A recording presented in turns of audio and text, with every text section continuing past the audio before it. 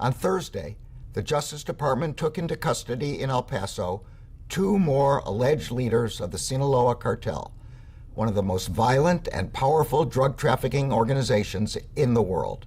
Today, I spoke with Dr. Victor Manjares, a former Border Patrol chief who says that these high-profile arrests may not change much in the Sinaloa Cartel's drug operations. It's a risk because, these people in this type of business, they're inherently risky, they're inherently violent, they're inherently dangerous.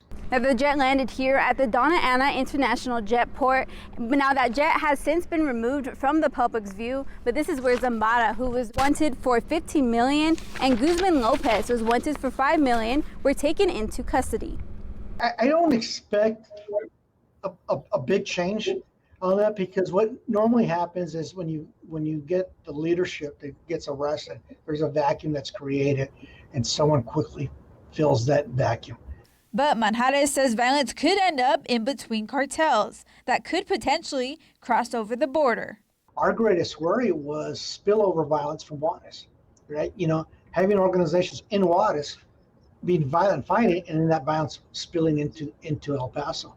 And I think that still remains, certainly not to the level that it was back then, but I think it's certainly remains a concern for law enforcement. So President Biden posting on social media saying, "I commend law enforcement for making these arrests and their work to bring Sinaloa cartel leaders to justice."